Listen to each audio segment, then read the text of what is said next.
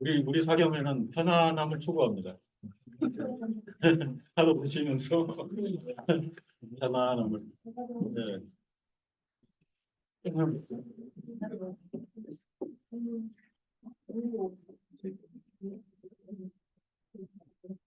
제 2강은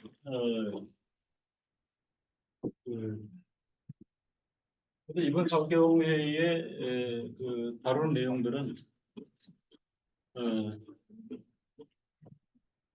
하나님의 존재와 이제 사역에 대한 그 강조하는 실론적 신앙을 요즘 살피우는 그런 식인데 오늘 예레미야서 말씀을 통해서는 늘 이제 던지는 화두는 하나님은 어떤 하나님이십니까에 대한 답으로서의 성격을 갖는 것인데 하나님께서는 인내하시다. 우리 젊은 성도들은 이 표현이 인내하다, 인내하다가 뭐죠? 인내하다. 분식이. 이게 지금 한 문자 두 자예요. 인, 어지 에, 사람? 네. 네. 어질다 그러면은 또 쓰레기 날리고 이렇게 또 아닙니다. 어질 어질다가 무슨 뜻이에요? 이게 딱 잡히지 않는데 어딜다.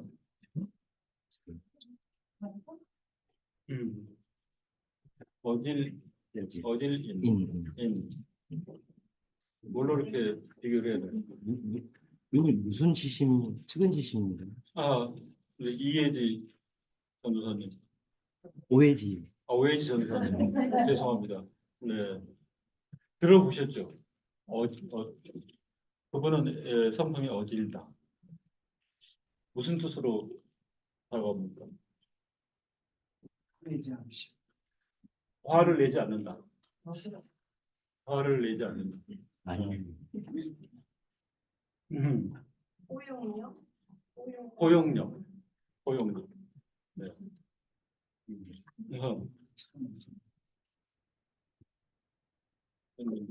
어딜 있으니까 이제 인자하시다. 네. 주변에 그런 분들이 많이 계세요? 집안의 어른이라든지.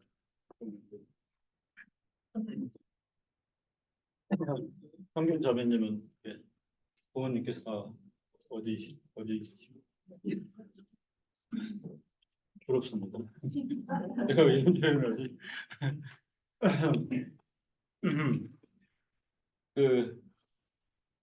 이제 이 일이긴 하지만 우리 성도들이 닮아가면 좋은 거죠. 그죠?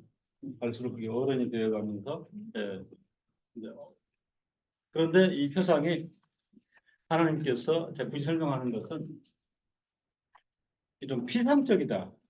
이제 이걸 조금은 조심스럽게 탈피하는 건데 하나님은 본질상 인자하시고 사랑이 넘치다 하는 부분입니다. 그러니까 우리가 하나님을 알아갈 때에 이런 표현은 좀 그러지만 하나님을 충만히 만끽하는 것이 중요해요. 그죠? 다가오시고 손을 내미시는데도 내가 거리를 떼고 내가 물러가고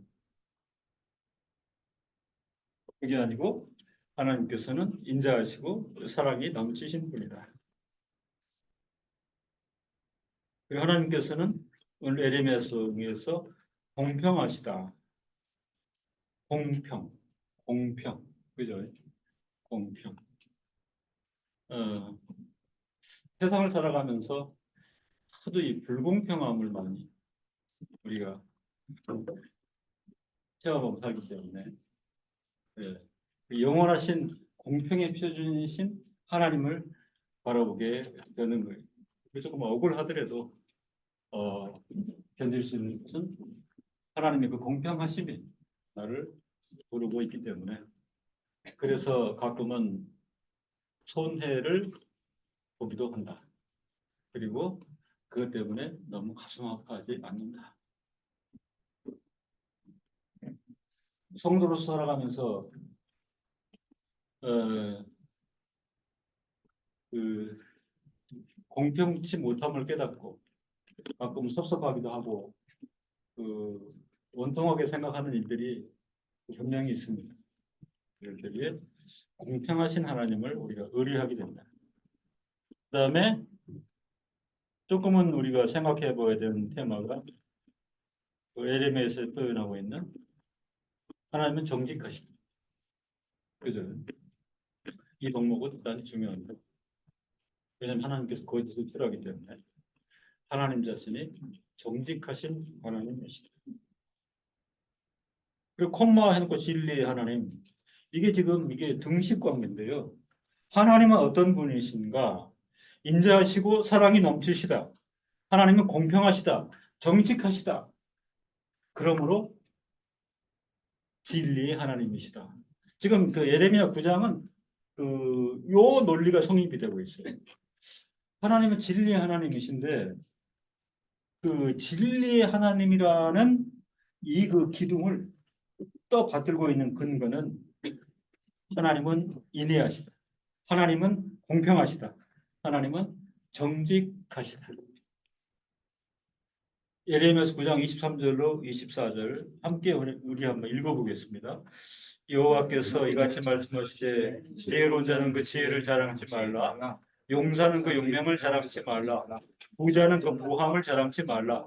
자랑하는 자는 이것으로 자랑할지니 곧 명철하여 나를 아는 것과 나 여호와는 인애와 공평과 정직을 땅에 행하는 자인 줄 깨닫는 것이라.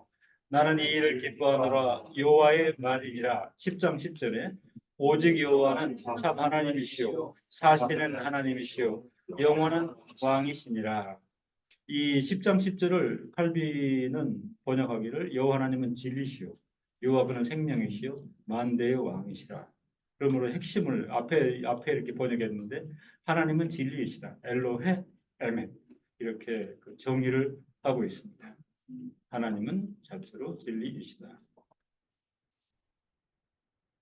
예레미야서 9장에서 예레미야 선지자는 현명하고 준엄하게 경고하는 거죠. 하나님을 알지 못하고 알고자 아니하는 거짓된 자들.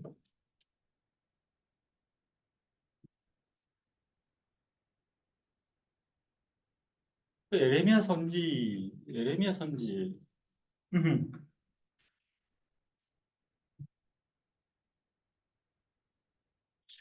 선지가 하나님을 알지 못하고 알고자 아니하는 거짓된 자들. 근데 뭐 쉽게 넘어갈 수는 없죠. 그죠?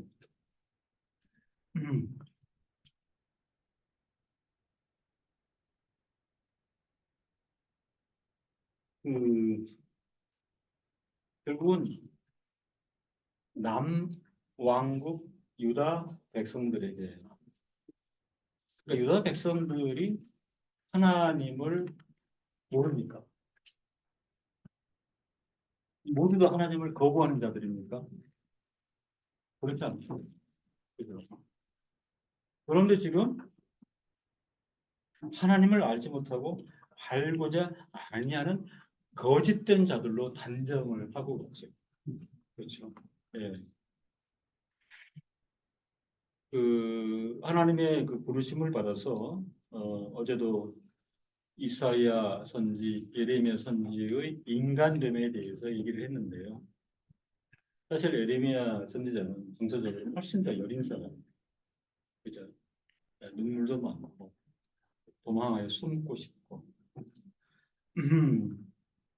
그 불림을 받고 또 하나님의 계시의 메시지를 받고 가라 이스라엘에게 외치라 내 뜻을 전하라. 엉덩이 뺐잖아요. 예. 못 감사합니다. 예. 예. 닭담을 심했어. 그리고 이렇게 한마디 전했을 때 사망의 위험이 에레미야를 불렀고 에레미야가 간절하게 구해졌고 그 과정에서 하나님의 응답하심을 줬고 그러면서 에레미야 선지는 그 이스라엘 역사를 똑똑하게 목도했던 선지자라 그러잖아요, 그죠? 그 유대 백성이 그들이 성전과 제사와 율법을 가지고 하나님께서 함께 하심을 인식하면서도 끝없이 불순종하고 우상을 숭배하는 주변 민족들과 손잡고 오히려 위험을 회피하고자 하고 그렇잖아요. 예. 살아계신 하나님을 놔두고 굳이 애국, 굳이 오히려 치명적인 게 그죠? 이스라엘이라고 하나 북도로 퇴락한 북이스라엘 사마리아 거기야 손잡고 하나님 경외를 심지어는 포기할 지경에 이르렀던 남유다 예루살렘 이들에게 경고하고 그리고 하나님의 심판을 선언하고 그리고 이후에 회복을 약속한 그 내용이 예레미야서인데 예레미야 선지자로서는 하나님을 알지 못하고 알고자 거짓된 자들 이건 이제 이거죠. 그죠? 지식과 율법 안에 있다고 하면 그죠? 유대인들이 실제로는 하나님을 알지 못하고 알고자 아니하는 제가 다시 좀 표현이 있는데 현대적으로 말하면 실천적 무신론자 저는 이렇게 표현합니다. 실천적 무신. 이 존재에 대해서 알아요? 그 헤르만 바빙크가 쓴 표현입니다. 대대로 신앙 유산도 받고 빠지지 않고 교회도 출석하고 헌금도 내고 봉사를 하는데 낙인 찍혀요. 실천적 무신론. 무슨 얘기죠? 굉장히 외적인 실천이 강한 사람. 그죠? 근데 속내를 봐보면 무신론. 이 실천적 무신론을 에레미야는 그렇게 표현을 하는 거예요. 하나님을 알지 못하고 알고자 아니하는 거짓된 자들. 이 말씀을 해석하면서 칼빈은 이들은 이단들이라 이렇게 표현을 했습니다. 에레미야 9장 3절에 여호와께서 말씀하시되 그들이 화를 당김 같이 그 혀를 놀려 거짓을 말하며 그들이 이 땅에서 강성하나 진실하지 아니하고 악으로 진행하며 또 나를 알지 않으니라. 하나님의 율법, 하나님의 제사, 절기를 지키는 규례가 있음에도 불구하고 결론적으로는 이들은 나를 알지 아니한다. 이렇게 해명하고 있습니다. 이런 그 현실 진단하에 에레미야 선지자는 하나님을 참되게 아는 일에 대하여 언급하고 있습니다. 하나님을 참되게 안다. 그래서 본문에 보면 명철하여 나를 아는 것 이렇게 표현을 하고 있습니다. 예레미야 선지자는 선지자의 말씀을 통하여 온 세상이 범하고 있는 사악한 오류를 바로잡기 원하고 있음을 드러내고 있습니다. 칼빈은 그 예레미야 주석에서 사람들이 온갖 것을 추구하면서도 하나님을 아는 지식은 소홀히 하고 있다고 지적하였습니다. 명철하여 나를 아는 것. 이 말씀 관련해서 칼빈은 바로 적용에 들어가고 있어요. 그죠? 예, 현실 진단. 온갖 것을 추구하면서도 하나님을 아는 지식은 소홀히 하고 있다고 지적하였습니다. 본문에서 지혜로운 자는 그 지혜를 자랑치 말라에 대하여 개혁자 칼빈은 직설적인 표현으로 모든 사람이 자신의 이익을 추구하는 데에만 대단한 열심을 보이지만 아주 구체적인 그 표현을 씁니다. 사람들이 자신의 이익을 추구하는 데 대단한 열심을 보이지만 그죠? 막 피땀을 흘리지만 하루에 반 시간만이라도 30분만이라도 하나님을 아는 지식 탐구에 들이는 사람은 대개 하나도 없을 정도이다 라고 개탄하였습니다.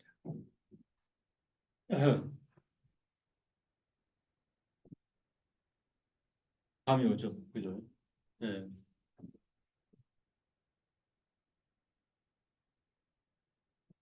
하루에 반 시간만이라도 하나님을 아는 지식 탐구에 들이는 사람은 백이 하나도 없을 정도이다. 라고 개탄하였습니다. 나는 우리 김명주 집사님이 그 단톡방에 올리는 거 보시죠? 그죠? 우리 건의도 감탄하더라고요. 오히려 집사님 나보다 바쁜 직장인인데 그거를 그죠? 직장 신우에 그래서 성도들을 위해서 신화 고백서를 부르고 시편도 30분은 훨씬 더 쓰실 것 같아요. 지금 정말 하는 게 아니고 같이 이제 그러고 돌아가면서 네. 하고 있습니다. 그래서 내가 그 남양주에 갔어. 이건 좀 본받아라. 바쁜 직장인이 그렇죠. 말씀을 읽고 신뢰 나누고 그래 거기도 우리도 단톡방으로 우리는 한 글씩 이제 신회장이 전해주면 다른 분들이 읽고 쉬는 시간에 읽고 그리고 이제 뭐죠? 답글을 올리는 이런 방식으로 칼빈이 정확하게 그 지적을 했습니다. 그런데 이게 인간의 교만함에서 근거한다 그랬어요. 그죠? 하루에 반 시간만이라도 하나님을 아는 식탐구에 드리는 사람은 백이 하나도 없을 정도인데 저도 이제 이 주석 보면서 배웠는데 왜 그럴까? 인간의 교만함 때문에 그렇다. 그렇구나.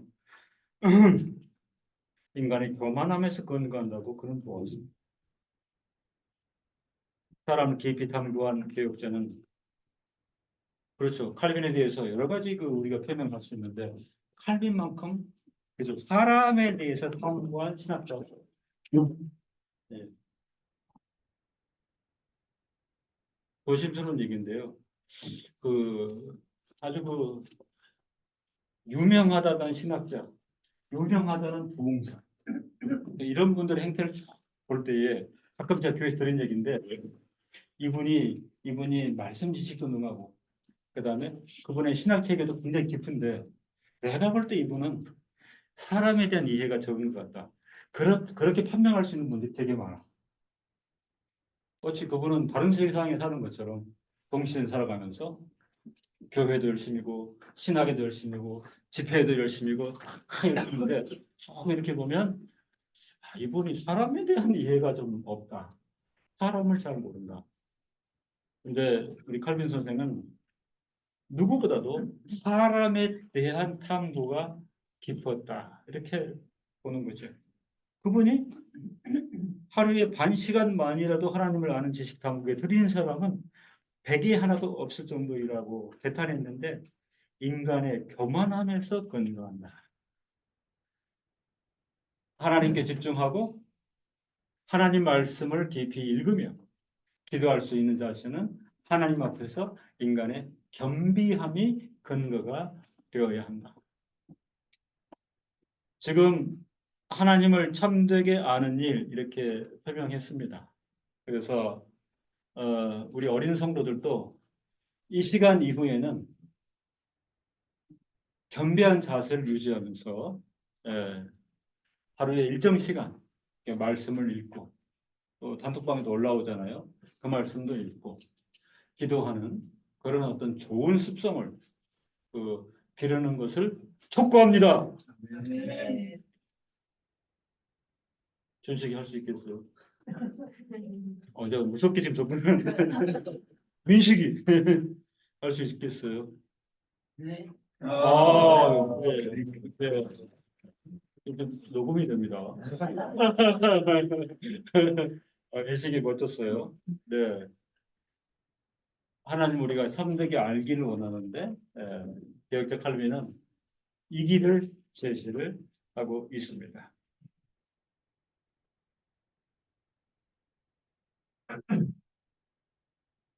결과적으로 교만하며 동시에 자신의 현실적 이익에만 몰두하고 있는 인생들이 이게 무슨 말인지 아세요? 자신의 현실적 이익에만 몰두한다. 청소년들이 하나님도 생각하고 말씀도 읽고 기도를 해야 되는데 여러 가지 이유가 있겠죠. 근데 이들이 현실적 이익에만 몰두하기 때문에 그래요. 현실적 이익이 뭐예요? 게임이야. 게임. 그 이익을 포기 못한다는 거지. 10시간을 게임을 해도 1시간 말씀 읽을 시간이 없다. 그러니까 이제 이 싸움이 있는 거죠. 현실적 이익에만 몰두하고 있는 인생들이 하나님을 아는 지식 추구에는 게으르기 때문에 하나님을 참되게 아는 일에 있어서 더 큰 열심을 가져야 함을 촉구하였습니다. 현실적 이익 몰두, 이게 이제 현실적 욕심하고 결부가 되어 있는 거죠. 그죠? 예. 그 오래전부터 잘 아는 이제 지금은 이제 장로님이 계세요. 그런데 그 불광역 근처에서 벌써 거의 한 40여 년 뭐죠? 갈비찜. 갈비집. 예. 상호도 똑같고 똑같은 걸 판대요. 근데 요즘 그 자영업 요식이 뭐 힘들잖아요. 그래서 장로님 힘들지 않으세요? 힘듭니다. 근데 그렇게 유지할 수 있는 비결이 뭔가요? 목사님 제가 볼 때는 욕심을 버리면 됩니다. 욕심을 버리면 됩니다. 조금 더 팔리고 안 팔리고의 문제가 아니고 내가 하나님 안에서 이 업을 이어간다 하고 욕심을 부리면요. 뭐 굶지 않습니다. 그런데 그 식당업을 하는 분이잖아요. 그런데도 보면은 그 시차를 따라다니고 그 성도 신방하고 그다음에 노예 좋은 일 있으면 항상 먼저 하고 현실적 욕심이 있으면 그렇게 못하죠. 예. 그분이 아니라 일침을 봐하더라고요. 장사하는 분들 욕심 버리면 됩니다. 저는 그걸 가르쳐서 현실적 이익에만 몰두하고 있는 인생들이 하나님을 아는 지식 치고에는 게으르기 때문에 하나님을 참되게 아는 일에 있어서 더 큰 열심을 가져야 함을 촉구하고 있습니다. 여기에는 열심이 필요하다. 어떤 일에? 하나님을 참되게 아는 일. 그죠? 이거는요, 꼭 집단이 아니더라도 개인적으로 의지를 갖고 추구할 수 있는 일들이다. 하나님 말씀을 살피고, 주석도 살피고, 설교문도 읽고 하는 시간을 규례로 갖는 것이 항상 중요하다. 그래서 하나님 백성의 분발을 촉구하고 있다. 어차피 우리가 24시간을 보내고 연년해 나이가 먹어가는데 어떤 면에 분발해야 되겠는가? 갈비는 참되게 하나님을 아는 일에 있어서 더 큰 열심을 가져야 함, 이 분발을 촉구하고 있습니다. 성경은 명철하여 나를 아는 것이라 표명할 때 이 명철하다의 히브리어는 비나, 명철은 본질을 파악할 수 있는 지적이고 영적인 판단력을 뜻하는데 구약 성경은 지식, 구약 성경의 지식은 지혜와 함께 베푸시는 하나님의 선물이라고 표명하고 있고 잠언 2장 6절 또는 잠언 2장 26절에 대저 여호와는 지혜를 주시며 지식과 명철을 그 입에서 내심이며 하나님이 그 기뻐하시는 자에게는 지혜와 지식과 희락을 주시나.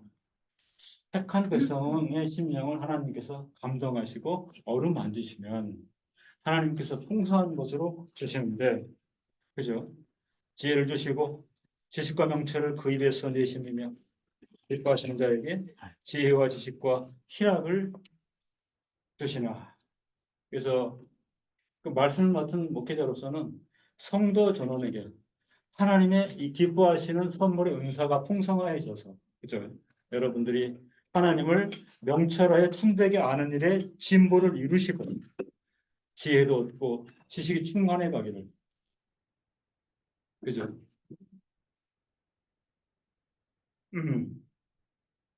그러니까 뭐 가시적이고 물질적인 것은 이제 그 이후에 또 다른 사안이라 생각하는데 우리에게 이제 대요체는 명철하여 하나님을 참되게 아는 일에 진보를 이루는 것이라. 그러니까 이런 것들이요 현실의 우리 상황을 다 극복하게 돼 있어요. 어렵고 힘들고 몸이 좀 아프더라도 다 덮고 극복할 수 있는 원천은 여기에 있는 것이다. 그 다음에 아까 인애했죠. 인애와 공평과 정직을 땅에 행하시는 여호와. 예레미야 선지자는 나 여호와는 인애와 공평과 정직을 땅에 행하시는 자라고 소개합니다. 하나님의 뜻을 백성들에게 드러내는 선지자의 직분 안에서 예레미야 선지자는 하나님께서는 그런 분으로 알려지시기를 원한다 이렇게 표명합니다.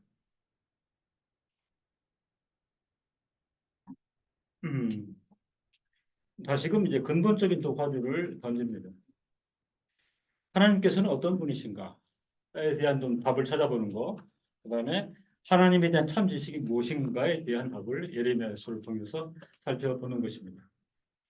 하나님께서는 어떤 분이신가에 대한 답으로서 예레미야 선지자는 예레미야 9장 24절을 통하여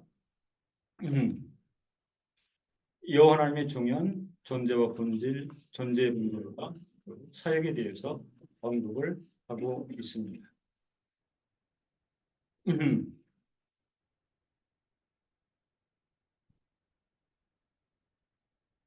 여호와께서 같이 말씀하시되 지혜로운 자는 그 지혜를 자랑치 말라. 용사는 그 용맹을 자랑치 말라.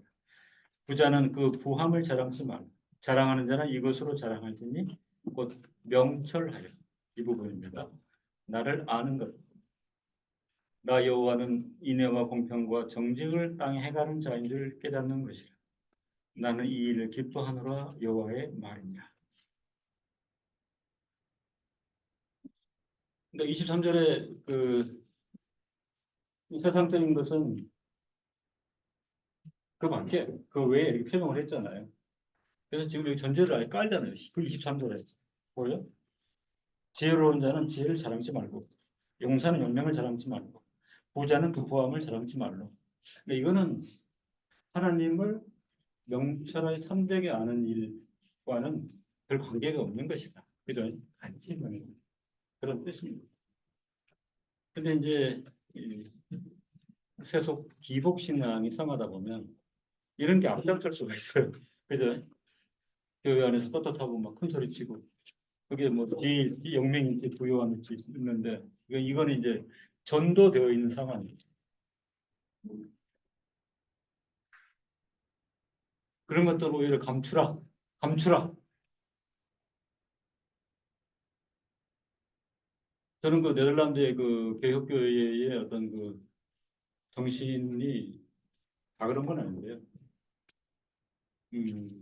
독일은 부분적으로 이렇게 소도시에 가면은 그런 개혁 정신, 그런 신앙 정신을 유지하는 이제 그런 지역들이 있죠, 그죠? 예. 이렇게 보면은요, 단독주택들이 있는데 거의 크기가 똑같아요, 그죠? 국가에서 규제한 것도 아닌데. 그래 한번 물어봤죠. 예를 들면 같은 동네 살면 다 생활 정도가 틀리잖아. 그러면 나는 돈이 많으니까 한 500평짜리 그냥 짓겠다. 땅 살 수 있는데, 그죠? 근데 거의 이렇게 비슷하단 말이죠. 근데 이제 에레미야 9장 23절의 정신이 이렇게 유전적으로 있는 거예요. 그죠? 그러니까 뭘 자랑치 말라고 했죠? 그래서 어떤 분이 그 상업을 해가지고 돈을 크게 벌었는데 한 500평 지을 수 있지. 그런데 이제 맞춰가지고 100평짜리 지은 거예요. 왜 그러냐면 의심을 받을 거예요. 아, 저 사람은 하나님을 참되게 하는 지식에 관계없고 조금만 자랑한다.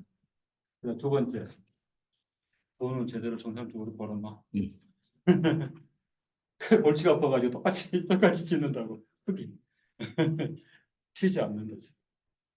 조금은 이제 어떤 강제적인 분위기는 있지만 하나님을 명철하게 참되게 아는 일에는 이런 것들은 일단 치우는 게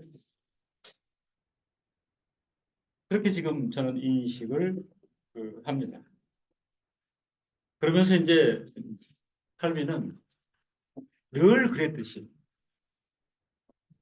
카톨릭 교회를 주목하고 있습니다. 교황 추종자들은 하나님을 예배한다며 공손하게 하나님 이름을 떠벌리고 있습니다. 그들은 실제적으로 하나님의 이름을 모독하고 있다. 이게 뭐라고요? 이 사람들이 뭐라고요? 실천적 무신론. 그들은 하나님의 영광을 훔쳐서 표현을 아주 강하게 합니다. 살아있는 자들에게 돈을 받고 죽은 자들에게 나누어 주었습니다. 이해되십니까? 이게 무슨 일인지? 이게 무슨 이해되시는 거예요? 살아있는 자들에게 돈을 받고 죽은 자들에게 나누어 줬습니다. 이게 연옥설이죠. 그죠? 연옥설. 네, 먼저 죽은 친지들이 연옥 대기실에서 대기하고 있죠. 대기하고 있습니다. 그들의 간절한 바람은 뭐죠? 세상에 있는 친지들이 나를 어떻게 해줬으면, 그죠? 예. 그러다가 일정액이 땡기렁 하고 교회에, 그죠? 예, 연밤에 떨어지면 바로 올라가는 거 천국으로. 여기 연옥설이. 연옥설. 하나님의 영광을 훔쳐서 살아있는 자들에게 돈을 받고 죽은 자들에게 나누고 성당을 여호와의 영광이 머물도록 한다는 비밀로 다시 감각적으로 호화롭게 치장하기 위해 막대한 세금을 받아들이고 육체적 헌신을 요구해요. 죽은 자들을 구원과 영생으로 이끌 거짓 속전을 산 자들에게 부과하는 기독교의 이름으로 가장 파렴치한 일을 가톨릭이 감행하였다고 얘기를 했습니다. 하나님의 이름에서 그것의 참된 내용이 없어져 버릴 때 이미 이름 자체는 중요하지 않다는 것을 예레미야서 본문에서 깨달아야 합니다. 그러한 종교는 단지 사람의 종교일 뿐이라고 대역자는 단언하였습니다. 지금 하나님은 어떤 분이신가라고 할 때 그 중요한 반면 교사로서 그죠? 이 카톨릭의 만행을 우리가 살필 필요가 있다. 그래서 사실은 칼빈은 서슴지 않고 굉장히 그 강경의 억양 자체가 예, 국교에 대해 표현합니다. 그리고 이 종교는 단지 사람의 종교일 뿐입니다. 하고 배우자는 단언했습니다. 그렇다면 하나님에 대한 참 지식이 무엇일까요? 여호와 하나님은 이 세상의 창조주로 알고 본지라 하나님께서 이 세상을 관할하시고 다스리신다는 진리를 확신하는 가운데 하나님을 아는 일에 더욱 애써야 한다는 사실입니다. 아까 분발을 촉구한다 하는 거죠. 그래서 그 모토나 슬로건 우리 인생의 어떤 목표나 방향성은 뭐냐? 참되게 하나님을 아는 데에 진보를 이룬다라고 하는 그 방향성을 갖는 게 굉장히 중요한 것입니다. 본문이 언급한 바 여호와 하나님께서는 아까 소개했죠. 인내의 하나님이시요 공평의 하나님이시요 정직의 하나님이시라. 영어 버전에 보면 인애를 kindness, 그죠? 좀 더 다가오죠. 그죠? 그렇게 보았습니다. 인애의 속성은 그분이 친절하시고 오래 참으시는 분이심을 강조하였습니다. 오래 참으신다. 오래 참으신다. 하나님을 아는 참된 신지식에서 그분이 우리에게 자비로우시다라는 확신에서 시작하는 것은 참으로 당연합니다. 그래서 이번 집회를 통해서 이 하나님의 속성을 우리가 분명히 깨닫고 더 가까워지고 더 풍성히 느끼는 하나님은 친절하시다. 하나님은 자비하시다. 제 개인적으로 좋은 거는 오래 참으신다. 예, 분노의 방망이가 내려와야 되는데 참으신다. 그죠? 참으신다. 우리가 하나님의 자비와 친절을 알지 못한다면 칼빈이 세운 전제입니다. 이런 인내하신 하나님을 알지 못한다면 전제하지 못한다면 하나님께서는 엄유하시다, 의롭다 하는 것을 아는 것이 우리에게 무슨 소용이 있겠느냐고 칼빈은 강하게 표명하고 있죠. 네. 단지 엄하시다. 그죠? 어떤 목사님 얘기한 것처럼 믿을 사람이 누가 있어요? 엄한 우리 아버지밖에 생각이 안 나는데 하나님도 그러시다는데 예, 다 도망간다 뭐 이렇게 이제 표현을 하거든요. 칼빈도 그렇게 표현을 했어요. 예. 그 칼빈의 아버지가 그 칼빈을 어떻게 키우려고 했죠? 성직자. 아, 신고. 법률가. 아. 법률가. 예나 지금이죠. 법률가로 키워서 영문가, 성공자 키우려고 했죠. 그래서 굉장히 그 엄격한 교육의 틀을 이렇게 정해가지고 또 칼빈이 영특한 잘 따라줬는데 또 하나님 은혜로 신학으로 이렇게 전환했을 때 엄청난 컴플릭트가 있어요. 아버지와 아들 사이. 아버지와 아들 사이. 근데 아버지가 그 지상에서 아들의 그 안위를 위해서 뭐 그렇게 할 수 있다는 거. 예. 그 결국은 못된 짓도 했죠. 아버지가 그 카톨릭 교부의 사무장, 굉장히 힘 있는 사람이었어요. 사무장이었는데 그 사무장 직권으로 한 사람 정도는 카톨릭 재산이 엄청나게 많잖아요. 그죠? 그러니까 그 어떤 땅을 이렇게 그 교구로부터 어 교구로부터 마치 문중담처럼 받아가지고 그걸 기경할 수 있는 권한을 몇 명이 줄 수 있는데 제일 먼저 아들한테 20살짜리 아들한테 그 역할을 줬어요. 카톨릭에서 그 직위는 없는데도 불구하고 그런 자리를 줄 정도로. 그러니까 어떤 세상적인 영광과 세상적인 부여도 똘똘 뭉치고 엄하게 밀어붙였던 칼빈의 아버지. 칼빈은 하나님 아버지를 발견하게 될 때에 그죠? 칼빈의 개인사가 거기에 이제 그 버무려져서 이렇게 표명을 하는 것입니다. 우리가 하나님의 자비하심과 친절하심을 알지 못한다면 하나님께서 의로우신 분이라는 것을 아는 것이 우리에게 무슨 소용이 있느냐고 칼빈은 강하게 표명하고 있습니다. 칼빈은 그의 기독교 강요를 시작하면서 대명제적 주제로 우리는 우리 자신을 알므로써 하나님을 안다고 선언하였습니다. 아까도 표명하였죠. 그 이사야의 한식과 이사야의 자기 고백, 하나님을 배우니 나에게 화로다, 지향이로다. 나는 망하였다. 나는 속빈 껍데기와 똑같다. 이게 뭡니까? 내 자신을 알므로써 하나님을 안다고 선언하는 것입니다. 우리 자신을 아는 것과 하나님을 아는 것의 두 명제는 밀접하게 결합되어 있습니다. 그러니까 내 자신을 비우지 않으면 하나님의 친절하심도 하나님의 어미하심도 들어올 공간이 없다. 이렇게 우리가 그 물리적으로 해석할 수 있는 거예요. 그죠? 속이 볍다 하는 거는 나에게는 아무것도 없습니다. 그죠? 뭐가 채워 있고 내가 그것으로 자신감을 가지고 만족할 수 있는 요소가 아무것도 없습니다. 껍데기만 있습니다. 거기에 다가오는 하나님의 지식이 인내하시다. 친절하시다. 엄유하시다. 그렇게 나아가는 것입니다. 만일 누구든지 자신을 정밀하게 조사한다면 절망할 이후에 무엇을 발견하겠는가? 그죠? 바로 이사야에게 정확하게 임하였습니다. 하나님을 뵙고 나니 망했습니다. 절망입니다. 사망입니다.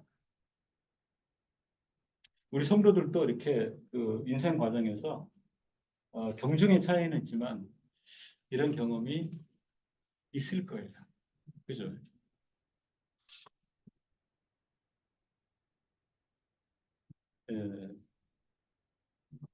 그 아우구스티누스의 그 고백록, 그죠? 그게 이제 중요한 샘플일 수 있죠.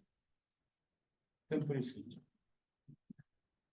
제가 대학을 재수했는데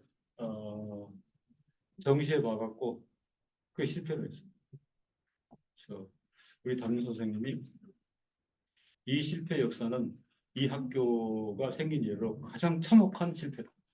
굳이 또 그렇게 말씀하셔가지고 그분이 전 되게 이제 예뻐하시고 아니 그렇게 하셨는데 너무 이제 원통하셨는지 70명 학생 앞에서 이게 무참하다. 그래서 내가 이제 그날 오후에 교회에 가서 맞바닥에 엎드려졌어요. 그런 적이 없는데 펑펑 울면서, 예, 펑펑 울면서 내 안에 욕심이라는 부분, 그죠? 어, 이런 얘기 해야 될지 모르겠는데, 제가 조그만 도시에 살았는데 교회가 고등부만 한 500명 됐어요. 근데 고등부 사이에 강성환이가 서울대를 안 가는 갈 사람이 없다. 이런 얘기 들었거든요. 저도 나도 나된 줄 알고 폰도 잡고 그랬잖아요. 예, 그 여학생 쪽지도 보내고 사귀고 싶다. 공부도 잘하지 뭐 인물도 못나진 않았다. 막 이래갖고 제가 죄송하다고 표현했잖아요. 근데 대실패를 겪고 나니까 거리를 나설 수가 없는 거예요. 웬만한 사람 다 아는. 집안 친척들도 기대하고 있고 우리 집안에도 이제 서울대 입학생이 나오는가 보다. 그렇게 하고 있었는데 그래서 밤을 새서 막 펑펑 울었어요. 그죠? 근데 지금 돌이켜 보면 그게 이제 그죠? 이렇게 뭐 채워졌다 하는 걸 비우고 이제 꺾개로 돌아가는. 이제 그 새벽에 공기를 마시는데 아주 청량한 느낌이 들더라고요. 그죠? 그러니까 이제 아주 밝아 벗겨져서 다 이렇게 드러나고 남은 나 한 것도 없고. 그래서 오히려 이제 편안해서 그 다음날 담임 선생님한테 가서 어제 사실 조금 섭섭했는데 선생님 그렇게 표현해줘서 그 실패가 단지 아주 입시의 실패 문제가 아니라 교회가 생각을 해보니까 예? 내 인생의 실체를 발견하게 되는 그런 거였다고. 어, 음. 다른 선생님 이름 기억이 안 나도 그분은 이제 이름이 기억이 나는데 저 원래 그렇다라고 해서 원을 쓰잖아요. 저 원래 선생님인데 대단한 분이셨어요. 고3 담임을 하시면서 그 대학에서 석사 논문을 고려대학에서 우리보다 더 열심히 했어요. 우리가 그때 58명인가 됐는데 출석부 59번에다가 저 원내 자기 이름을 써가지고 예. 우리 반이 좀 더 할 수 있었던 거는 이분이 야자 시간까지 끝까지 남아가지고 버리는 논문을 쓰고 도움이 안 됐던 거는 그 한국사 선생님이었는데 국사 점수가 우리가 안 좋았어요. 왜냐하면 이분은 교과서를 하는 게 아니라 본인이 탐색해 있는 조선 시작 사상에 있어서 강의를 계속해요. 수업 시간. 예? 고삼 선생님이 야 교과서는 니들이 보고 하는 거야. 예? 이게 더 큰 문제야. 컨셉이 민주주의 사상 뭐 이런 거에 대해 그분은 그 우리 고3 마치고 바로 그 국립대학 교수로 가신 그렇게 이제 이러다 그러신 분인데 그래서 저는 그분한테 빚진 그분이 그렇게 공표를 하니까 어떻게 저분이 양심이 있는 분인데 이 학교 역사에서 제일 큰 참사라고 뭐 이렇게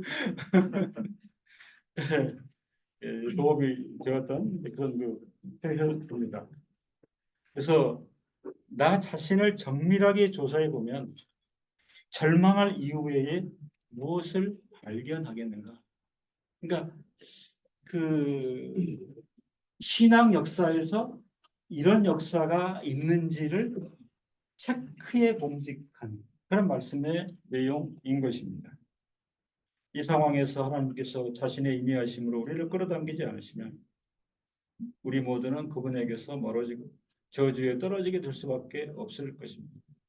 예레미야 선지자가 사람들에게 하나님을 아는 것으로 자랑하라고 명령할 때 하나님을 아는 것으로 자랑하시오.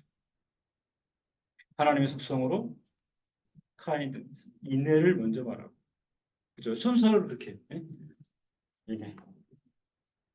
그리고 그 다음으로 공평과 정직, justice, righteousness 를 추구하는 데는 충분한 이유가 있음을 알게 되는 것입니다. 성도 여러분, 엄미하시다. 그 중요한 하나님의 속성에 대한 고백인데 우선은 이 단계에 부여하십시오. 하나님은 인내하시다. 하나님은 인내하시다.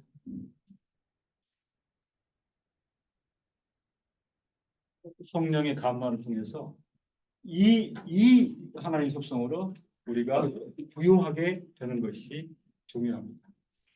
인내하신 하나님이시다. 그리고 중요한 것은 이런 하나님을 인식하게 될 때에 역시 우리 하나님은 진리이시다. 엘로헤 에멘. 에레미야 10장 10절에서 오직 여호와는 참 하나님이시오 사시는 하나님이시오 영원한 왕이시라고 해석하였는데 이 말씀 관련해 가지고 칼빈은 독특한 자기 해석, 자기 주석을 내렸어요. 여호와 하나님은 진리시오. 여호와 그는 생명이시오. 만대의 왕이시오. 그렇죠. 거의 그 히브리어 본문을 가지고 본인이 이렇게 버무렸습니다. 여호와 하나님은 진리시오. 여호와 그는 생명이시오. 만대의 왕이시라. 전포괄적인 여호와 하나님에 대한 규정. 이건 우리에게 이제 지식으로 다가오게 되는데 하나님은 어떤 분이십니까? 여호와 하나님은 진리십니다. 그죠? 이렇게 그 표명하는 것은요 절대적인 거죠. 비교 불가한. 여호와 하나님만 진리이시다. 이 뜻입니다. 여호와 그는 생명이시요. 여호와 하나님만 생명이시다. 그리고 만대의 왕이시다. 그죠? 영원한 통치자이시다. 이렇게 고백하라는 것입니다. 에레미야 10장에서 선지자는 하나님의 이름을 높이 세우며 찬양하는 가운데 하나님께서 열방의 우상을 뒤집어 파괴하셨다고 언급하는 것입니다. 왜 하나님께서 이렇게 우상 숭배를 싫어하실까요? 여기 다 했잖아요. 그죠? 여호와 하나님만 진리이세요. 여호와 하나님만 생명이세요. 여호와 하나님만 만왕의 왕이라고. 그런데 사람들이 우상을 바라보게 되면 우상은 그 포지션 자체가 거짓 가짜지만 그죠? 이런 속성을 사람이 바라본다는 것 때문에 진리, 그래서 통치, 그다음에 생명, 사람이 뻘짓이지만 우상은 그 포지션에서 이런 걸 뽑아낼 수 있는 가장 위치에 있는 게 우상들이에요. 하나님께 제일 싫어하시죠. 그죠? 가장 싫어하시는 게 그겁니다. 하나님께서는 우상 숭배에 몰두하였던 열방에 심한 오류를 들추어내고 이 세상의 지혜는 전적으로 무가치한 것이라고 폭로합니다. 에레미야 10장 8절. 그들은 다 무지하고 어리석은 것이니 우상의 도는 나무뿐이라. 세상 지혜 극치가 우상 숭배라고 판단하셨습니다. 예, 나무뿐이라. 되게 이제 과거에 보면은 돌나무, 그죠? 우상을 조각한 실체인데요. 저도 이 카톨릭이 증거하는 거는 엄청 저기 뭐죠? 박달나무로 마리아하고 요즘 엄청 또 고상한 게 금대가 우상. 아주 박달나무 괜찮은 걸로. 그런 거 하나 꺾으려면 그 나무로 한 1,000만 원 들어갔는데 금대가 신부만 들어갔어요. 예. 그러니까 지금 웬만한 성당에 가보면은 옛날에 마리아만 있었잖아요. 그죠? 그리고 김대건. 그 다음에 한 10년 전부터 나타나는 현상이 뭐냐면, 예수 석상. 지금 채워지고 있어요. 채워지고. 예. 그래서 가다 보면 들어가면서 이렇게 하고, 심지어 또 사람 이렇게 빌기도 하고. 칼빈의 그 시야에는 의역한 땅의 종교, 사람의 종교, 그다음에 우상 숭배의 종교, 그죠? 그래서 그 신학자들이 얘기해 보면 논리적으로요, 그죠? 논리적으로 거기도 성부 하나님, 성자, 성령 하나님 얘기하잖아요, 그죠? 얘기하고 뭐 예전을 보나, 그다음에 뭐 그다음에 그 종교 형태를 보나 비슷한데 뭐라 표현하죠? 가장 가까운 것이 가장 멀수 있다. 그죠? 아예 기독교하고 관심 있는 사람들은 그나마 중립일 수 있어요. 그죠? 근데 가장 가깝다고. 그다음 늘 이렇게 말하고 살고 늘 표명하고 늘 행위하는 것이 가장 멀고 가장 원수 될 수 있는 이것을 두려워하라. 실천적 무신론이라는 게 그거죠. 온갖 실천을 다 하는데 결국은 하나님이 없고 그리고 하나님을 회방하는 그런 부분이 그렇습니다. 이 세상의 지혜는 전적으로 무가치한 것이라. 한마디로 이 세상의 지혜다. 땅의 종교는 그들은 다 무지하고 어리석은 것이니 우상에 두는 나무뿐이라. 세상 지혜의 극치가 우상 숭배라고 판단하셨습니다.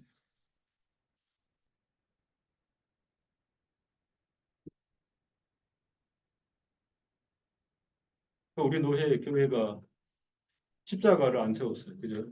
그랬더니 동네 방면 소문이 나가지고 이달이.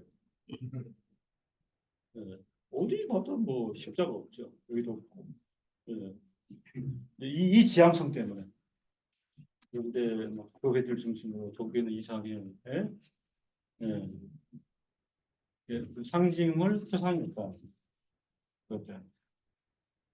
우리 성도 우리 집에도 교회가 없잖아요. 그래서 어떤 분 전달 오셔가지고 목사님이라고 했더니 아니 목사님인데 교회가 없으세요. 막 혼내더라니까. 그러니까 그 인간이 누리는 가치는 그런 거예요. 그죠? 물질적이고 가시적이고 성경으로 돌리는. 그러니까 가장 가깝다고 모양새는 그럴 수 있는데 실제에서는 가장 멀 수 있는 게 신앙의 세계라. 오직 여호와는 참 하나님이시오 사실은 하나님이시다. 이게 족합니다. 참되게 명철하여 하나님을 아는 지식 이게 족합니다. 오직 여호와는 참 하나님이시오 사실은 하나님이시라고 언급한 것은 모든 것을 검토할 때 하나님만이 유일한 참 하나님이심이 확실해지고 그에 따라 열방의 모든 우상신들은 사라져야 함을 강조하고자 함이며 이것이 선지자의 의도입니다.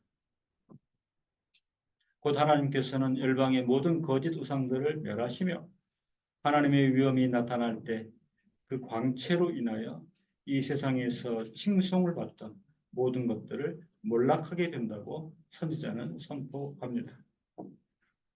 이어서 선지자는 유일하신 하나님만이 진리의 주체가 되신다고 언급합니다. 그러므로 진리는 열방이 추구하는 모든 험한 것들과는 확연하게 대조를 이룬다 강조합니다. 나무 우상은 어떤 것이요? 영원한 하나님께서 진리이시다고 선지자는 말합니다.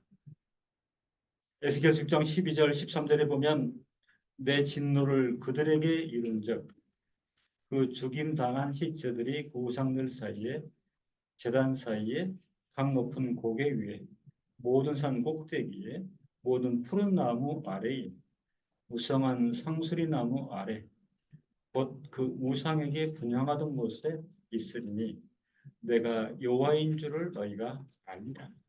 그렇죠. 예. 심판하고 우상 숭배의 흔적을 지워버리시겠다. 하나님이 싫어하신 바 된 가장 핵심적 내용은 우상 숭배다. 그렇게 강조를 하고 있잖아요. 근데 이 내용을 보면요, 온 세상이 우상 숭배잖아요. 그죠? 우상들 사이, 제단 사방, 각 높은 고개, 모든 산 꼭대기, 모든 푸른 나무, 무성한 상수리 나무. 그러니까 누가 일러주지 않아도 마을 한가운데 수령 한 300년 된 느티나무만 서 있으면 자동으로 나와가지고 경배잖아요. 그죠? 이거 누가 가르쳐줬어요? 그죠? 그래서 이렇게 표현합니다. 자연의 인간들이 뭐냐? 우상이 공자입니다. 그죠? 예. 교육시키고 막 재료를 공급하고 그 다음에 생사를 독려하지 않아도 막 스스로 뿜어내는 거예요. 어? 그러니까 진리의 말씀이라고 하는 것은 인간의 이 생리적인 근원적인 악에 대해서 지적하고, 아까 분명히 뭐라고 말씀했습니까? 분발하고 촉진할 것을 요구했잖아요. 그죠? 그 길만이 우상숭배의 악습을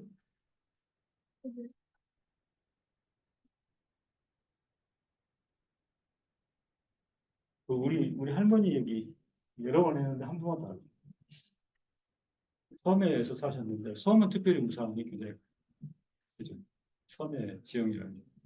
네. 그래서 이게 외딴 집에 사셨어요. 큰 집이 굉장히 외딴 집이에요.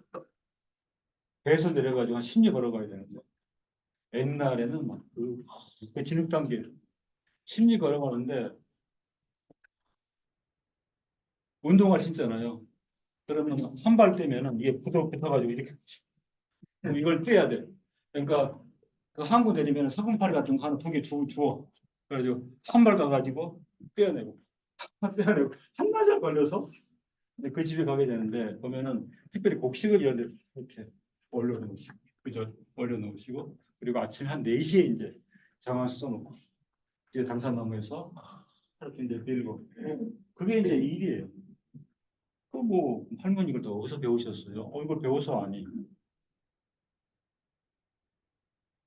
근데 이분이 이제 문명이셨어. 글을 몰라. 근데 이제 우리 작은 아버지들이 다 믿는 분이고 목사님이 그러니까 안 되겠다 싶어가지고 한글을 가르쳤어요. 성경을 읽으시더라고요. 그 이분이 이제 띄엄띄엄 성경을 읽는데 그래서 이제 자녀들은 도시에 살잖아요. 그리고 인근에 교회를 소개를 시켜드렸어요. 아, 알았다. 그리고 이제 성경책을 줬는데 그 뒤에 가가지고 기함을 했다는 거 아닙니까? 딱 갔더니 이게 성경책을 줬잖아요. 그죠? 그랬더니 그 방 한가운데 상을 놓고 성경책을 딱 올려놓고 앞에 촛불을 켜는 거예요. 네, 성경책 앞에서. 이제 이걸 무상으로 따는 거예요. 대상만 바꿔갖고. 그래서 무섭다. 진짜 무섭다. 그죠? 그러니까 우상 공장은 자동으로 가동이 되는 거예요. 그래서 이제 도시에 모시고 나와가지고 그 80세 중반부터 이제 신앙생활을 하는데 그렇게 한 8년, 9년 열심히 주님 믿고 사시다가 하셨는데 저도 깜짝 놀랐어요. 예. 아, 이럴 수 있구나. 음. 그 할머니가 참 굉장히 인품이 고우셔가지고 기억이 나는데 이제 선조들이 온다고 잊어버릴 수 없는 거예요. 그 마을에 가면은 그 뭐라고 그러니까 뭐 상점 이런 게 있잖아요. 전방. 거기서 이제 추석 때 되면 한 달 전에 그걸 사놓으셔. 우리 이걸 좋아하는 거. 정해둔 거거든요. 사놓으시고. 그래가지고 거의 나중에 먼지가 묻어있고 이래. 콜라요, 콜라. 근데 우리가 도착했잖아요. 그럼 그걸 끓여. 배워서 이렇게. 그러니까 이분이 몰랐던 거예요. 한 사발씩 줘요. 한 사발 마시라. 뭐에 콜라. 따뜻한 콜라.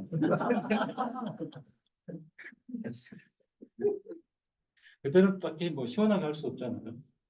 이제 그 가을쯤 된 찬바람도 불고 하니까 따뜻하게 세워가지고 조시가 따뜻한 콜라 한 보세요. 그걸 누르셨어요. 그래서 우리 아버지가 아무 소리 말고 그냥 어른 주는 거니까 맞았어요.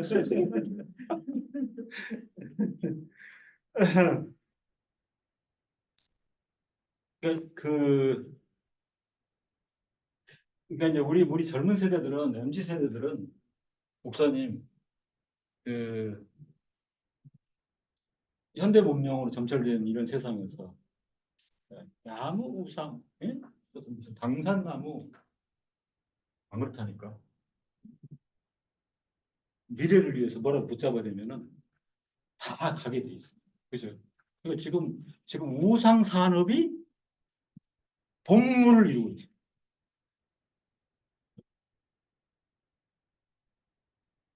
심지어 그 집사님이란 분도 사업 이러면 안 된다는 거예요. 그죠? 근데 요즘 대놓고 광고를 해요. 예. 목사님들도 이제 개척을 하려는데 어디가 좋은 거 하고 점을 보고 있다는 거예요. 이게 지금의 이 도미넌트한 현상이에요. 예. 어디 해야 부흥되겠습니까? 하고 목사님이 와가지고 점을 보고 갔습니다. 그거를 광고를 해요. 예. 기독교도 관계 없습니다. 그죠? 그러니까 우상이 천지를 뒤덮고 있는 그런 상황, 그 인식이 필요한 거죠. 예레미야 선지가 하나님의 지적을 전달할 때요. 그죠? 예. 그렇게 표현을 하는 것입니다. 우상 숭배는 허무요, 어리석음이며 몰락이요, 사망이라고 성경은 설명합니다. 선지자는 마지막으로 하나님께서는 진리이신데 하나님 생명, 여러분 이게 이제 연결되어 있는 거죠.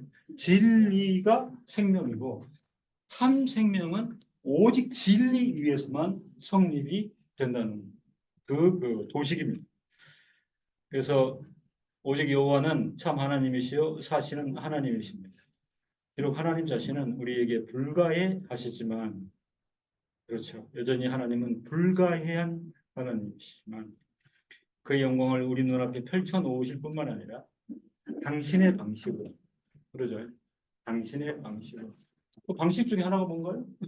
이사야에게 예레미야에게 환상을 보이시고 또 적은 계시로 보이시고 또 다양한 형상으로 나타나시고 이런 방식으로 보이심으로 여전히 우리에게는 불가해한 존재이시지만 그 영광을 우리 눈앞에 펼쳐 놓으실 뿐만 아니라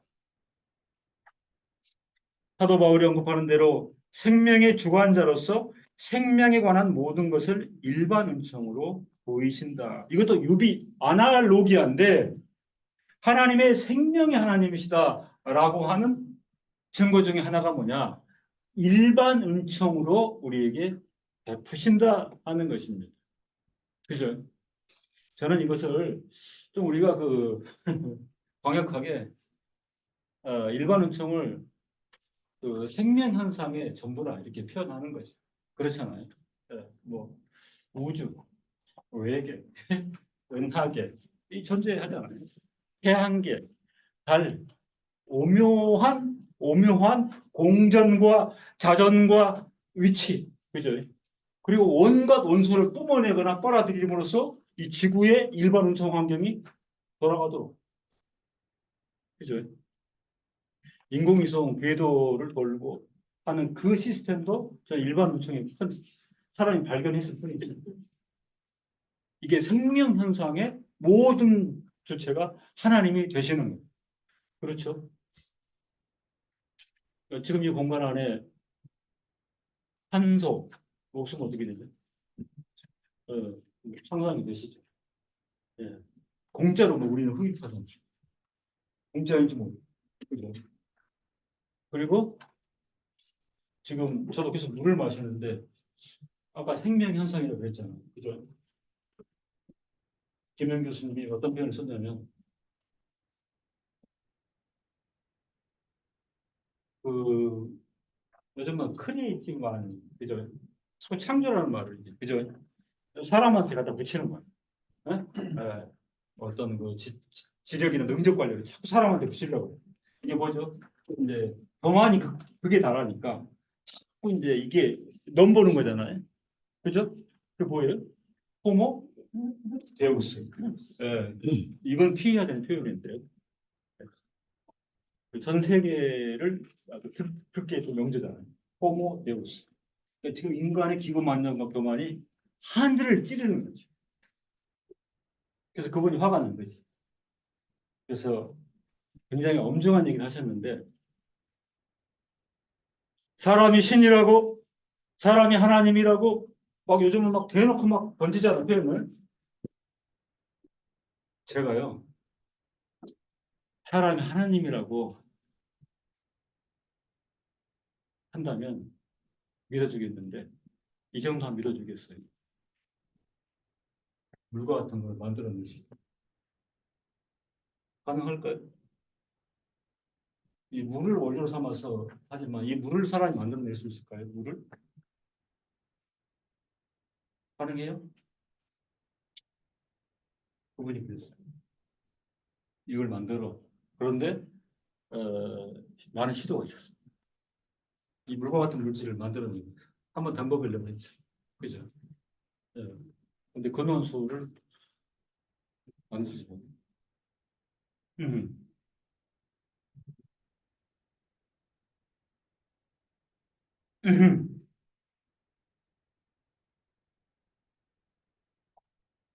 불가해하시지만 생명 현상의 주체로서 그 증거는 모든 일반 은총으로 보이시는 것이다.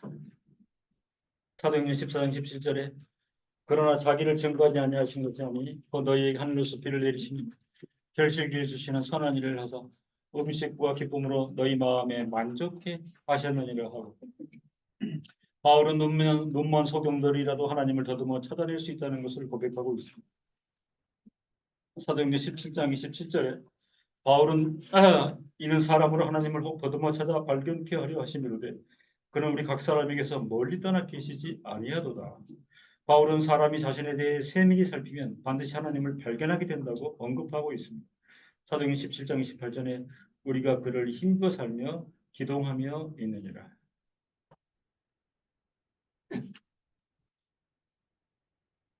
세밀히 살피면 반드시 하나님을 발견하게 된다. 지금 우리의 화두는 뭐죠? 명철하여 하나님을 참되게 아는 것이죠. 그죠? 그래서 하나 길 터놓은 게 뭐냐면 말씀을 향하여 우리 마음을 열고 분발을 촉구하고 있는 것이 그 방향이라는 거죠. 그 방향, 그 방향. 그래서 혹 더듬어 찾아 발견케 하려 그냥 허공에 막 이렇게 손을 흔드는 그게 아니고, 그죠? 노력하고 추구하는 방향을 우리에게 알려주고 그렇게 하나님을 아는 지식에 참여하는 것을 소원하게 되고 노력하게 되면 뭘 하게 되는가? 하나님을 힘입어 살고 있고 기동하며 있는가? 이 사실을 알게 된다 하는 것입니다. 우리가 존재하는 것과 생명을 얻어 움직이는 이러한 생명 현상의 모든 것을 스스로 인정한다면 하나님께로부터 오신 것이다. 이러한 생명 현상은 하나님이 계신 것과 하나님의 피조물에 대한 모든 경륜의 주체가 되심에 대한 증거입니다. 여러분, 이제 관심을 좀 가져볼 필요가 있죠. 그죠? 세상의 창조. 주체가 누구신가요? 생명 창조. 그, 최근에 이제 의학 지식 관련해가지고, 에, 의사들 사이에서도 여러 가지 반론들이 많습니다. 그죠? 예. 근데 이제, 에, 이제 인체의 구조라든가, 그 다음에 이제 인체의 조직 이런 거에 대해서 이제 의사들이 통달할 것 같지만 사실은 그렇지 못하다는 거죠. 그죠? 그러니까 이제 의학 공부하면서 놀라는 게 많은 거지. 참 놀랍다. 예, 예. 이렇게 들여다보면 놀랍다. 예. 무슨 얘기냐면 사람이 이 생명체에 대해서 어찌할 수 없다. 이걸 인간이 조성하고 기획하고 그죠? 조감도 이거 만들어서 이걸 만들어낼 이 생명체를 만들어낼 수 있을 것인가? 그, 그 사람 닮은 로봇 알죠? 걸어다니는 게. 그렇죠. 이거 시초가 1970년대에 일본의 히다치라는 데서 생각을 했는데 한 2년 안에 이렇게 생각했대요. 그죠? 근데 2년 지났는데 세워놓으면 넘어지고 세우면 뒤로 가고 2년 모양은 똑같이 만들었는데 깜짝 놀란 거죠. 히다치의 그 로봇 공학자들이. 가야 되는데 서지도 못해요. 균형이 안 맞으니까 앞으로 넘어가고 뒤로 넘어가고 딱 이렇게 서가지고 균형 잡는데 5년. 그래서 지금은 계단도 이렇게 올라가거든요. 25년. 자기도 놀란 거죠. 예, 아기가 태어났어. 깜짝 놀라시죠. 얼마 안 되면 자꾸 일어서고, 그죠? 지가 걸어가잖아요. 지가. 그래서 내가 아는 목사님 그러더라고. 어렸을 때 자기가 어렸을 때 그 염소 한 20마리 시골에서 끌고 그 풀먹이로 갔대. 예. 근데 6살 소년이 가는데도 염소들 따라간다는 거예요.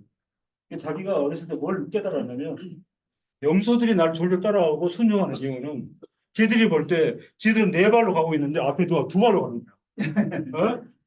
이 신비에 놀랐다는 거야. 그러니까 경의를 표명하는 거지. 우리가 따라가야 되나. 우리는 그저 4발로 그냥 뻘뻘 가는데 앞에 꼬마는 2발로 이렇게 가는 거야. 이거는 경의를 표현하는 거야. 목사님 생각이시죠? 내 생각입니다. 근데 지금 생각해도 맞는 것 같다고. 아니, 큰 염소들이 조그만 꼬마 뭘 믿고 따라가겠어. 근데 저 존재는 그런 얘기를 그렇게 하시더라고. 이 생명의 구조라는 초정밀 뇌세포. 여전히 신비와 베일에 쌓여 있잖아요. 그렇잖아요. 예. 신비와 베일에 쌓였다는 것 법칙가 뭐냐면 이뇌 덩어리를 인위적으로 만들 수 있다 없다? 그러니까 무서운 생각을 하잖아요. 그죠? 뭔 생각을 인공지능. 예. 예. 이제 바로 죽은 이들 여기를 잘라내가지고 이걸 뭐 통째로 옮기는 거죠. 요 수술은 지금 해요. 그래서 최근에 교계에서 그러면 이제 A의 머리를 B한테 옮겼잖아요. 그러면 이 선택과 예상이 어떻게 될까요? 아, 저한테 질문이 들어왔어요. 이번은 택자였는데 죽었어. 그러니까 머리가 이 사람한테. 근데 이 사람은 만약에 이걸 교통용 좀 해야 될 것 같습니다. 그래서 모르겠다고 그랬어요. 근데 지금 계속 시도는 하는데 그게 쉽지 않답니다. 그죠? 요 목 안에 들어가 있는 이 신경 조직이 너무 복잡해가지고 그걸 다 연결하는 게 그러니까 그렇게 해놔도 후유증, 그다음에 이제 뇌 기능이 정상으로 안 돼갖고 안 돼갖고 근데 극악한 범죄자들이 이걸 의도를 한다는 것이 숨기가 상 좋은 거는 내 얼굴이 완전히 다른 거잖아. 성형 농도가 아니라. 네. 근데 사실은 그 수술 사진도 올라와 있어요. 지난달에도 이탈리아에서 이걸 시도를 했어. 근데 그 이후 결과는 모르겠네. 신경세포, 신경물. 그 다음에 무한한 인간의 사고 능력. 그죠? 일반은 좀 극치인 거죠. 생명 현상. 그 다음에 모든 감각.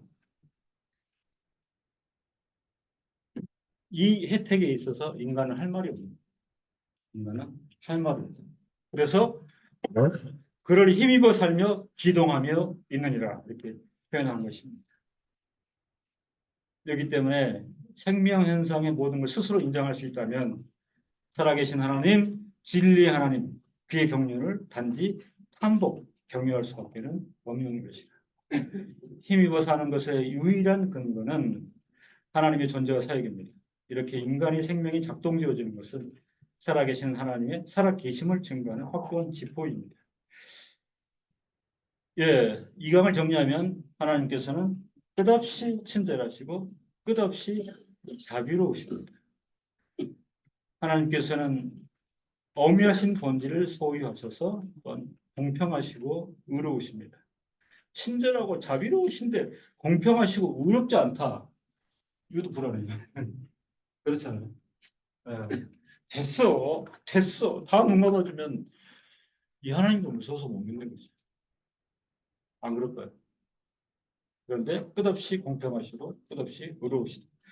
하나님께서는 존재와 사역에 있어서 유일하신 신이시며 그러기에 그의 말씀은 유일한 진리가 되십니다. 하나님께서 유일한 신이시기에 우상 숭배를 경멸하시고 심판하십니다. 유일하신 하나님 그의 말씀이 오직 진리시며 그의 말씀을 따라 세상을 창조하시고 인생을 지으셨으며 구체적인 생명 현상을 제공하셨을 뿐만 아니라 생명의 계속적 작동을 위하여 일반은총으로 부여하게 하십니다. 하나님의 생명 되심과 진리심을 믿으면 우리 형편의 차이는 있지만 그죠? 일반은총의 부여함을 우리가 누리고 살아가는 것이 합당합니다. 그죠? 그러니까 이 이해가 없으면은요, 생애 전체가 결핍이야. 뭐가 부족하고, 뭐가 더 있었으면 좋겠고, 예. 이런 어떤 그 푸념과 투정은 자칫 잘못하게 되면, 그죠? 하나님의 존재와 하나님의 속성과 하나님의 사역에 대해서 불신하는 것이 될 수도 있다. 그 도식을 우리가 갖게 되는 것입니다. 우리 김태호 목사님 남수당 갔다 오셔가지고 저를 만났는데, 목사님, 난 너무 부자입니다. 내가 볼 때는 가진 게 없거든요. 너무 부유합니다. 깊은 성찰이 있으셨더라고요. 한국 사람이 일반적으로 부자래요. 그죠? 일본 사람들이 좀 한국에서 보고 한국 살고 싶다. 그죠? 예.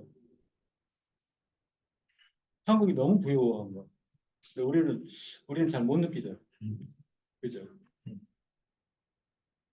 근데 뭐 독일 정도는 선진 국가잖아요. 예, 독일에서 이제 지멘스 이런 데 한국 지사로 독일 직원이 파견 온 거예요. 근데 독일 사람들도 이제 뭐 세금도 많이 뜯기고 여러 가지 공과금도 비싸고 그렇잖아요. 그런 게 선진 국가 그러잖아요. 그죠? 예, 전제 비용 자체가 비싸. 그런 동네는. 한국으로 나왔는데 독일 같은 경우는 중견 직원들도 한 달에 한 번도 외식 하는 거야. 직원들하고. 근데 한국에 나왔더니 그 같이 근무하는 직원 점심 때 밥 먹으러 갑시다.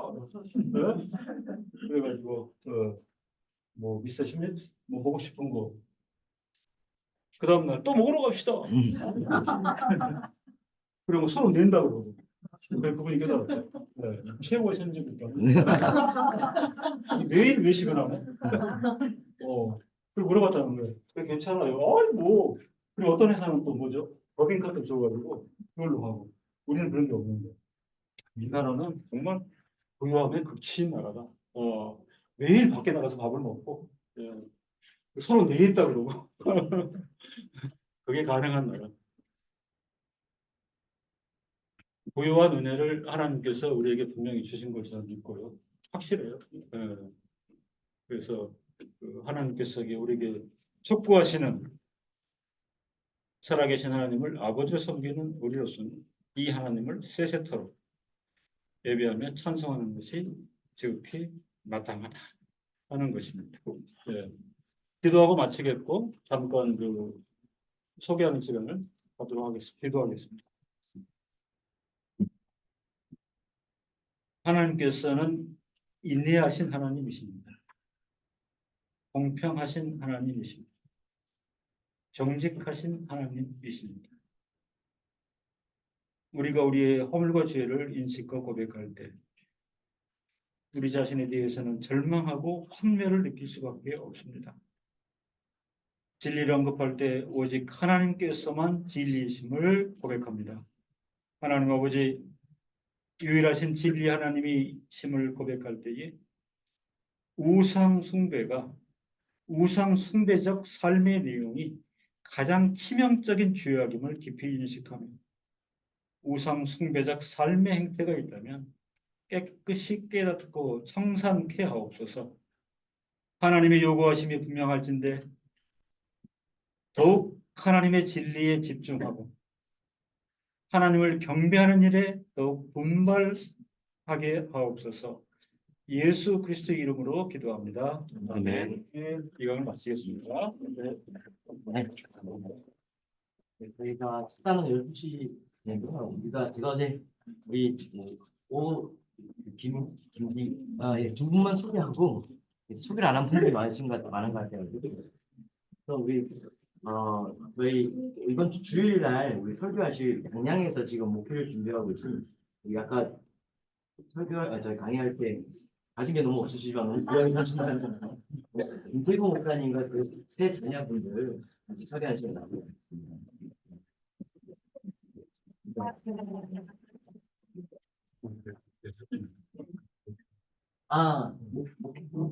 목회하시는 목회 아니에요. 목회 좀 어떻게 하시면 죄송합니다. 죄송해요. 저기 계속 목회 하시고 계시는 분입니다. 또 우리가 또 소개 대부분 저희가 또 아는 것 같은데 우리 저기 뒤에 우리 주현이 시연이도 그렇죠? 아, 네. 그리고 목사님도 앞에 조언이셨니? 피아니 네, 주현이. 예. 아버지가 누구잖아. 예. 이름을 적었는데 그리고 윤바올 근데 윤태련 그리고 여기가 지금 나 정확하게 나는데 여기가 이제 우리 느랑계 교회 식구들이 계시고요. 여기가 지금 우리 양양교회하고 우리 코스모스 교회 선교회나. 삼교회. 근데 지금 특이하게 세공장이 아직 저희가 교회명을 몰라서 안 되는데 우리 그 따님 시온이가 이제 코스모스 교회 지금 서울에서 공부하고 있어가지고 저희 교회 지금 도전. 저희 뭐 등록 이런 게 딱 없는데 그냥 저희 교회 나온 순간 등록돼 있다. 양양교회 파견 성도라고. 네. 저희가 지금 몇 군데 지부장인데 지금 여기 안 하는데 광주 전남 지부장. 몇 군데 예. 아, 저희 오전 강의 분하고 고생 많으셨어요. 12시에 식사 마치면 다시 2시에 이 자리에 모여서 이 자리에? 네, 이 자리에 모여서 진행하도록 하겠습니다. 예, 네, 수고하셨습니다. 예. 어제가 그때 얘기를 하는데 국회공사에 남수단 다니셨다고 그랬잖아요. 우리 명구 형제님이 우간다 갔다 오셨다고 그랬잖아요. 남수단 사람들이 우간다를 천국으로 생각하고. 근데 우간다는 갔다 오시고 나서 너무 우간다에 있는 게 한국이 너무 저기 편안하다고 생각했는데 혹시 우리는 남수단 사람들이 우간다를 처음 생각했어요.